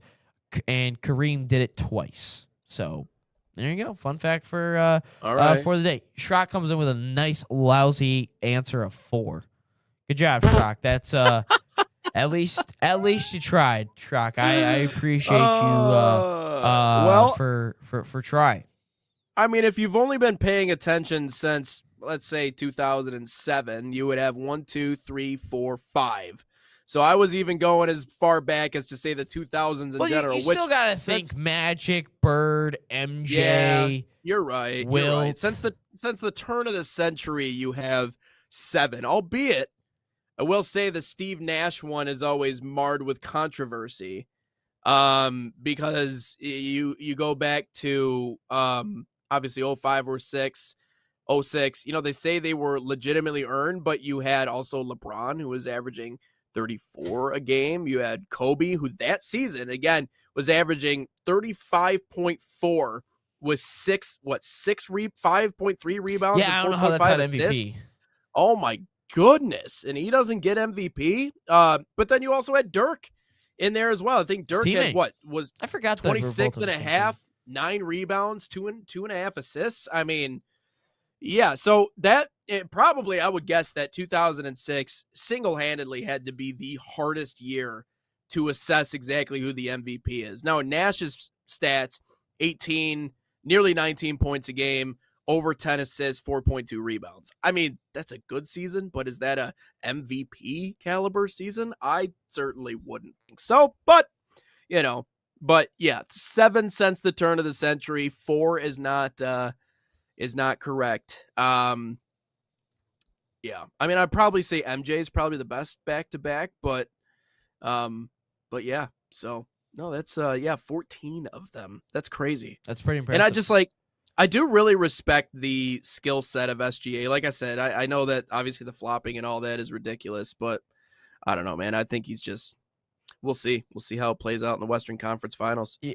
I still think the Thunder will get through. I think the Thunder are going to win back-to-back championships, and then they're going to pick up Jaxson Lenneborg with the 12th pick of the NBA draft. So if Steve Nash doesn't count, that means I am 9 off, and that is even better. Yes, Truck, that is. I love the positive thinking there. I like the the glass half full, unlike your friend here in Nate, who's a half glass half empty type of guy. Yep. Sometimes, not all times. So there has been, Fabian also adds in Mo Salah, Lewandowski. It's an SKI, by the way, Fabian. Get your Polish last names correct. What are we doing? Alves, Griezmann, and a few others I can't remember should be in the MLS. MLS will have some good players. I would agree. I think with them. I also think the MLS. He mentions ESPN giving them more coverage. I think that with the World Cup, I really hope that the MLS can get some more eyeballs on it. The USL 2, the USL Championship 2, 1, USLW, Super League, whatever. I think that you will start to see some more eyeballs on the game And I almost want to. I'm so ready for the World Cup, Nate, because I just want to see I just want to see personally, not the games or anything. I don't care about any of that. Which we will probably have to talk about the World Cup ticket prices tomorrow, as they're plummeting and everyone else. Which, by the way, the Pistons game, the cheapest ticket was like $400 yesterday, but no one's complaining about that. But, which, by the way, I like Jason, the I Hate Soccer podcast, because he always talks about like the American expensive ticket prices. He always goes, but the World Cup tickets are just so expensive. I find that one kind of funny. But I am just ready, Nate, for the cultural impact, if it's going to happen or if it's not, on the game of soccer. When you don't have a dog in the fight of the world, or when you don't have a dog that's actually going to be good, that's what I'm looking for. Is I want to see what the cultural impact this will have on the game of soccer in our country, whether that's fans, whether that's people tuning in, week in, week out. Will the MLS teams get more fans, or will it be more Premier League fans or La Liga fans? And if more people will get to play the game, and obviously that one will be way different, because I feel like we're still feeling the effects of 1994, despite it being 30 years ago. But I am really excited for the cultural impact that it could have on the U.S. Yeah, I mean, teams and clubs are going to benefit in terms of the impact, though. And I mean, we talked to Tyler about this. I think he has a great perspective on it, and I think that he was really honest in the way that he answered the question, and saying that the U.S. men's national team needs to do well to captivate the soccer fans. Tyler Terrence, that is. They have to do well. I understand that they're creating these designated zones for kids to play soccer, and there's going to be the viewing experience, and it's going to introduce a lot of younger kids to the sport early, and hopefully that leads to more participation. But I hark back to the Olympics, and watching not only what the U.S. men's national team obviously was able to do in beating Canada, but also the women's national team and what they did the night previous. And I have someone that I work with closely during my day job at the Whitecaps who has a daughter that is now getting involved in hockey, and almost immediately after they won that gold medal, was like, I have a lot of interest. I want to play this sport. This is awesome. This is cool. Because the image, them pictured with their gold medals, the moment, all those things, it plays into it. And again, it is such a far cry to think that the U.S. would even get close. But if they can just somehow find a way, some way, like Tyler Terrence was saying, to create that situation where you have a week and a half where the U.S. men's national team is alive, that might just be enough to get them to a point to where, okay, 94, it was introduced to us. 2026, this is where we turn the corner, right? I know everybody was a little premature on talking about golden generation of soccer, but this is where we could start to maybe, start to shine it a little bit, if you will, and make it better than what it is. So. Interesting point from Kevin. I always have thoughts on growth of the beautiful game in the U.S. Schrock, I hope the World Cup will be easy to watch. I'm looking forward to it. I don't know what he means by easy to watch. Does it mean like streaming and stuff? I think all the games probably, are on, I would guess. Oh, look at Schrock read my mind. What network has the coverage contract of the World Cup? Fox. It is indeed Fox. That's where all the games. That's been the last 3 World Cups now have all been on Fox. It used to be on ESPN, but now it's on Fox. I don't know when that contract ends, but yes, 2026 will be on Fox. That's where you can find our good friend Tyler Terrence, JP Del Camera, and Alexi Lawless this entire summer. I even asked Kevin, I was like, you have that on the top. You think about all that with all that baseball that you watch. He says, I'm well-rounded, but soccer's always and forever top of mind. Shout out Kevin Arnold, by the way. Hopefully you guys are having a good Cleveland show today, despite what happened at LCA last night. But that will wrap up episode 290 here on Inside the Game. We'll put together our wish list for 291 there for the Pistons. And again, that will be our last show of the week. So we'll not have one Wednesday through Friday. We will be back on Friday. Well, correction. We have to talk about Monday, the following Monday. You're right. Right. the following Monday we will not have a show. So Yes. that is how that will break down. But until we talk to you guys for 291 tomorrow, so long, everybody.